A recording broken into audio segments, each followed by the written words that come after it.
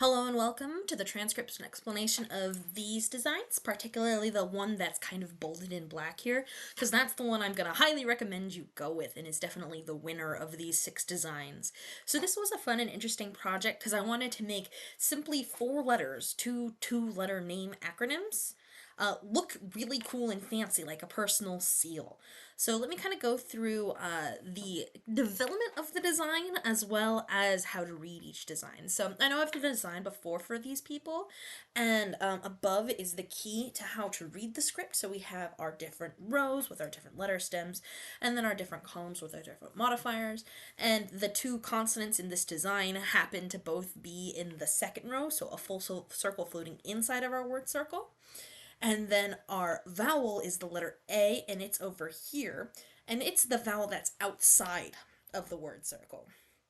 And then J is one of our letters, and a J has no dots or lines, so it's in that column above my finger, where a K is in this column with 2 dots at the very top of it. So that's all of the elements I had to play with. I had 2 circles, small ones, floating outside the word circle for the 2 A's, and then I had 2 circles floating inside the word circle for the letter stems for the J and the K, and then 2 dots on the K, as well as the word circle, some sentence circles, maybe a star marker. So not many puzzle pieces to put together, and it was a big challenge to get an interesting looking finished puzzle using these few elements without making anything too illegible. So let's go ahead and talk about these first 2 designs here, which as you can tell are pretty much the same as far as the legible bits. We have a start marker here at the bottom telling you which direction to orient it and how you can read it if you have it oriented any which way, because that tells you where the bottom is and which direction counterclockwise is, so you can read it as the seal.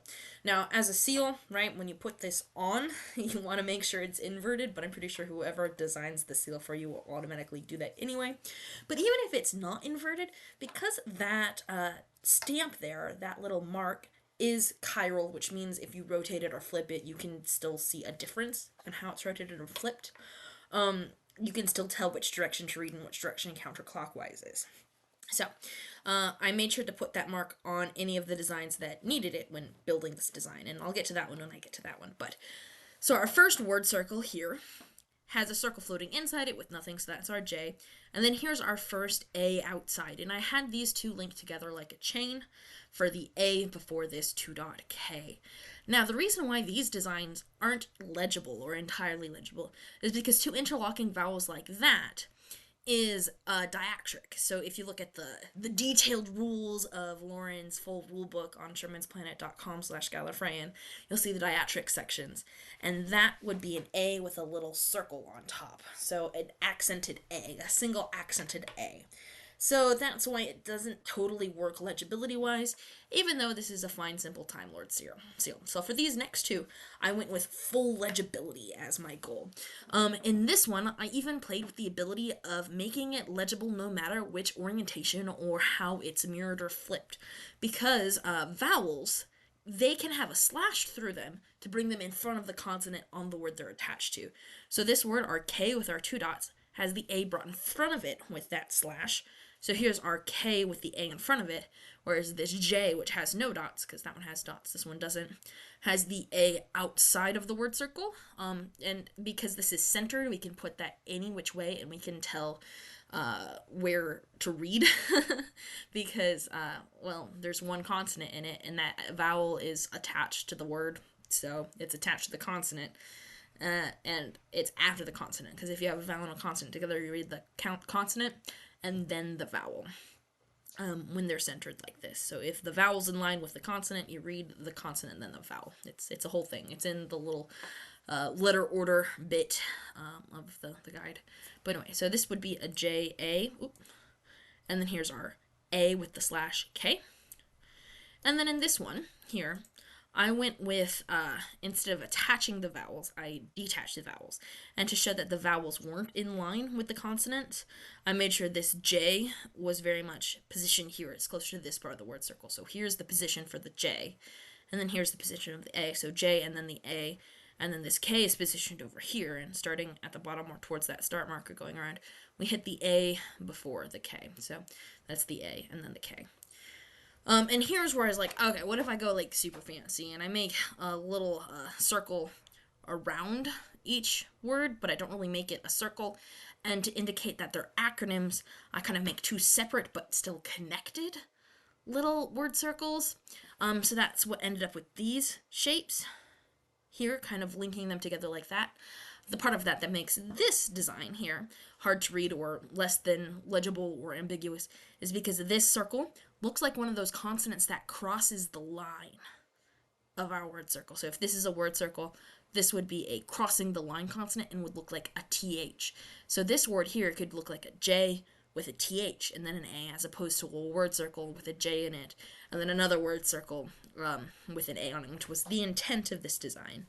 And then here we have a word circle with an A and then a word circle with a K. And this guy here, that's our start marker inside this. And then this is kind of like a big old comma or period. It's just some decorative punctuation.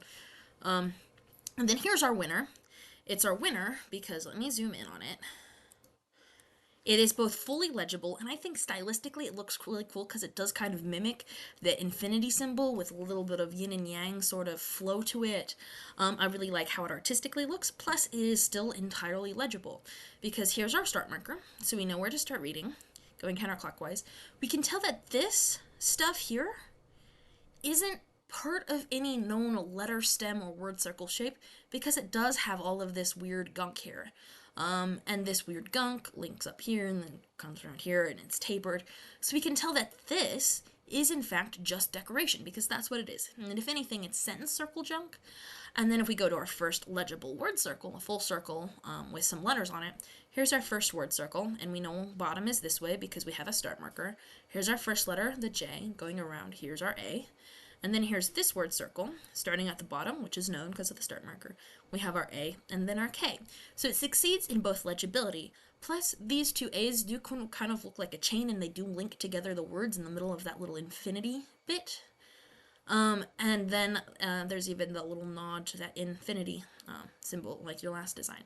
So anyway, that's why this one I highly recommend as the winner of these different designs.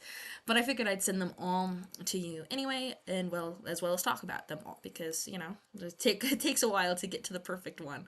And this is a good example of how much artistic aspects and how much my personal touch and flair goes to it rather than just a translator app or something. But yeah, so that's that. I hope you like it. Thanks. Bye.